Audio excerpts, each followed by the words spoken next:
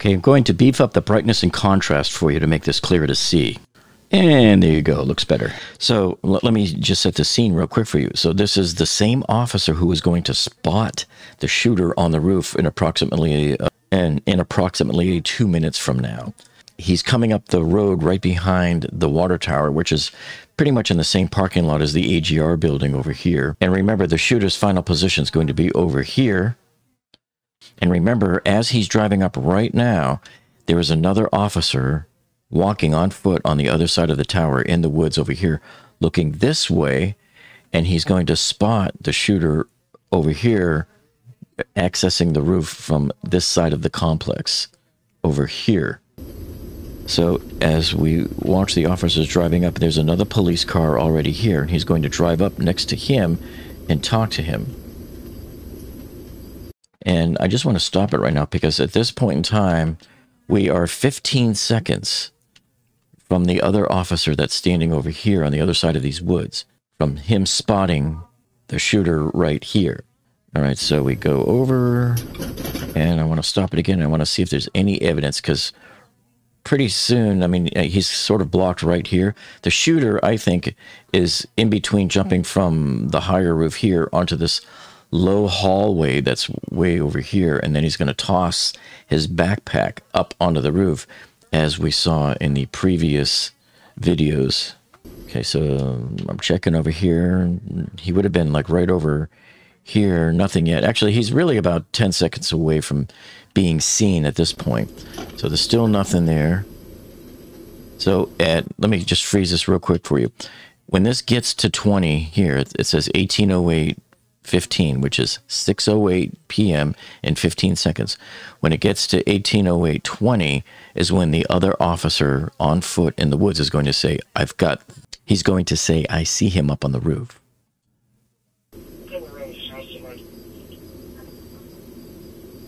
Someone's on the roof. So you heard me, he just said it. And then look on the far right of the screen. You can see one of the officers possibly walking. It might be a civilian. Now wait for it. I have someone on the roof with white shorts. See that dude running?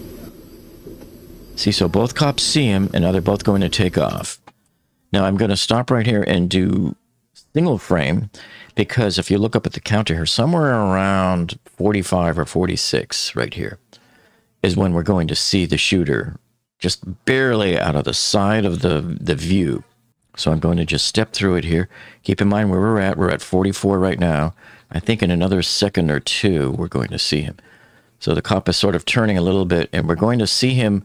Pay attention to the far right of your screen. You're going to see him emerge behind the tree. And there he is. You see it right there? See that vertical? You see this vertical element right there?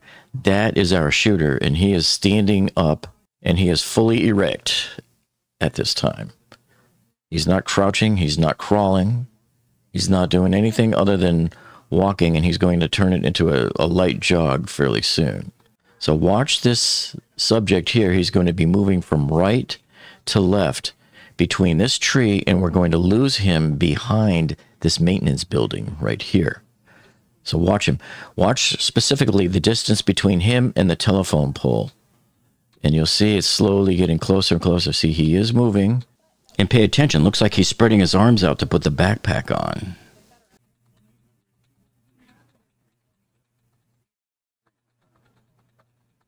And so now we're going to lose him behind the maintenance building. Okay, so this is the 5 seconds. This is the unenhanced version, the original way that I got it. This is it right here.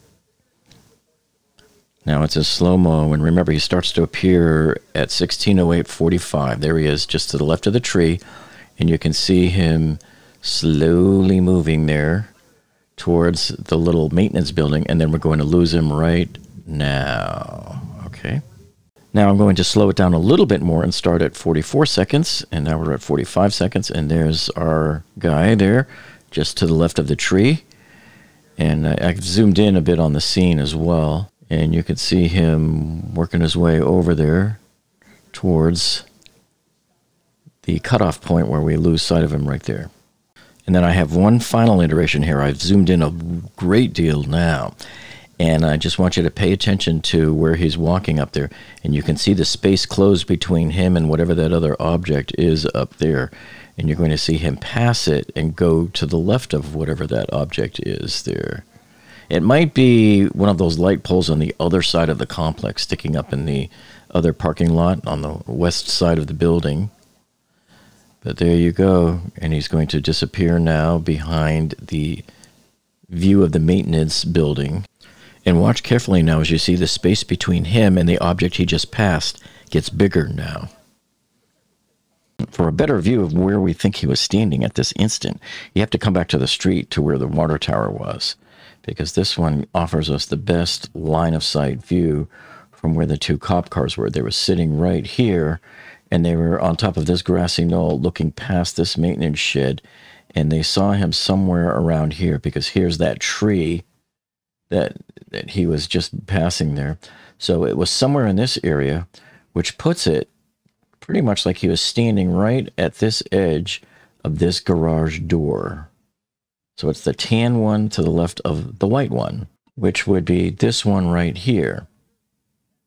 So this is where he's standing right now as the cop cars are next to the water tower and getting ready to drive forward into the parking lot. I believe one came this way on this side of the maintenance building, and the other one came on the left side. And so we were looking at him standing right here. And if you recall, about 25 seconds earlier, he was spotted over here by the other officer. This is where that little hall was, that covered hallway. See, so the officer saw him here, and then we're seeing him right here, right now. And all he has to do now is to go up one more roof and down that side, and then jump down over this other covered hallway to get onto his final shooting position. And then from there,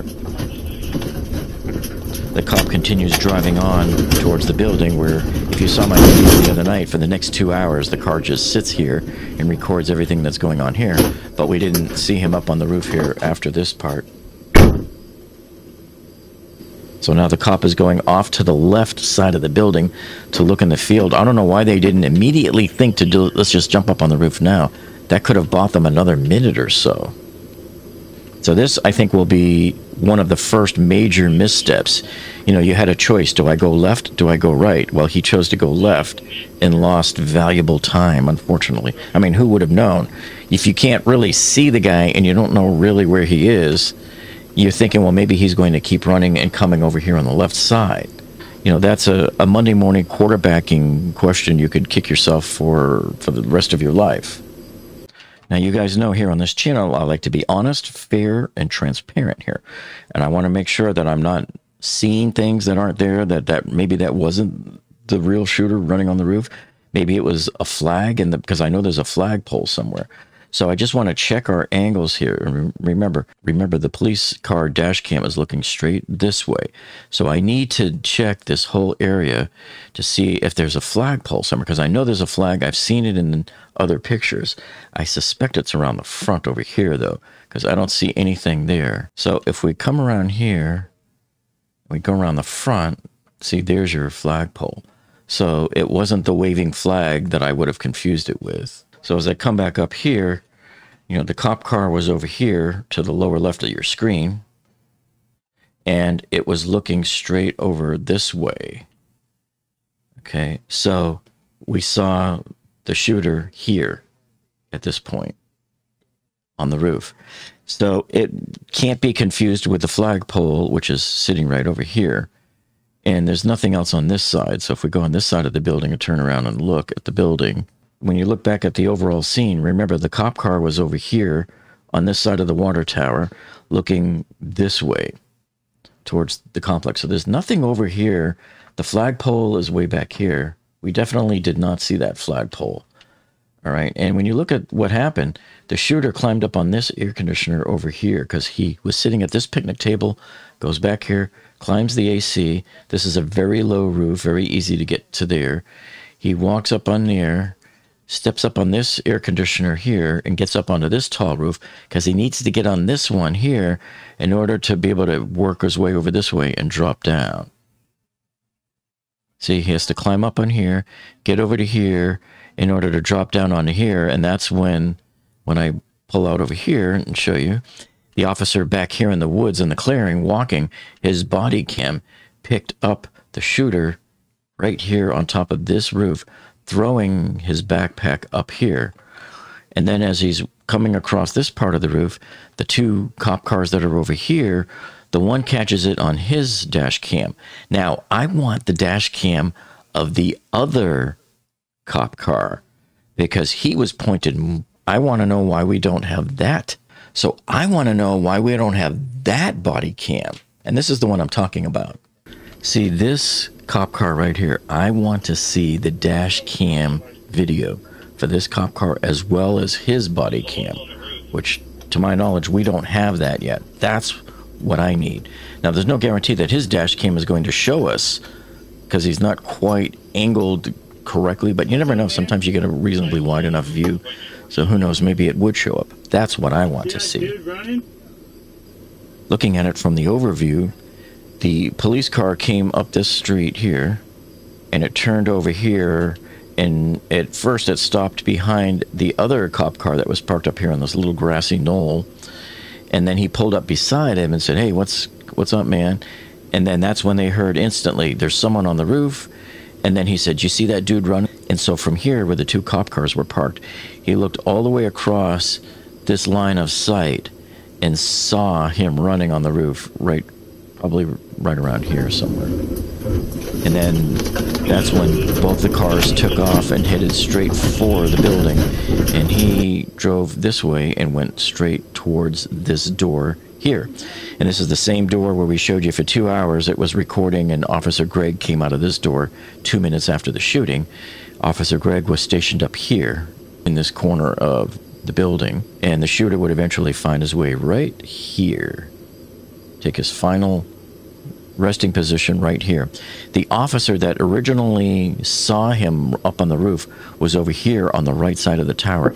He had parked his squad car way back here by the road, and he had gone walking through this clearing, and when he got up to here, it was at 16:08:20 that he saw the shooter right here on the roof throwing his backpack up and then getting up on the roof, and that's when he said there's someone up on the roof. Now, I've showed you this timeline before, so this right here is the Beaver County after action report. This is sort of a preliminary report, and the timeline here shows that at 18:06, I'm presuming that's Officer Greg Nickel, goes downstairs of Building 1 to meet patrol to let them know the suspect is around the building on the side of the grounds. So what I want to know then is, who is that officer or officers, if it's plural, that he went down there to meet with? And why don't we have their body cams? I want to see their body cameras, because that would really establish for us an ironclad timeline, timestamp as to when Officer Greg went out there and went downstairs to talk to them. Because without that, we're kind of swimming in the dark here. And I really don't trust the Beaver County preliminary report here on the timeline, because as you can see, they've already got errors on here. So you can see right here, they say at 18:12, shots were fired. But that's not true. That is not when the shots were fired. The shots were fired at 18:11 and 33 seconds. And you might think that that isn't a big deal, okay? But when you're in a very critical timeline like this, where every second matters, it is so critically important to get this right here. And so we need to have all of these little timestamps filled in so that everything lines up and they all jive with each other. So that no matter how you angle it and spin it around and look at it, everything has to reconcile. So you see, this is what happens when you debunk the conspiracy theories. The conspiracy theory people, like I said, I've told you before, I warned you, they're going to start changing course now. So now what they try to do is to discredit me by coming in here and making up these lies about deleted comments. My videos get thousands and thousands of comments. I don't have time to go through there. I take maybe 5 minutes each day and scan real quick and answer a few, but I certainly don't delete them.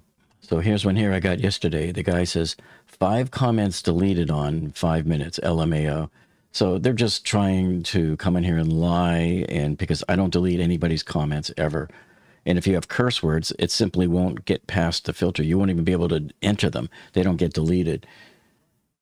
And then you have this one here. A lot of times they hide behind a lady's account. It says, why are my comments being deleted? Could it be because I suggest people check into sources other than this one? Their stupidity just cracks me up. They're not even believable. Yeah, and then this guy here, John Krim, he says, I see you have deleted a lot of the comments where it explained all that was wrong with your video. Like I said before, you can't admit it when you're wrong and don't want other people to see it. See, and here's more where he's saying, here's more where this one is saying, YouTube is again censoring comments, showing that they're part of the cover-up. Hey, morons. If your comments were really being deleted, how did this one get through? Duh.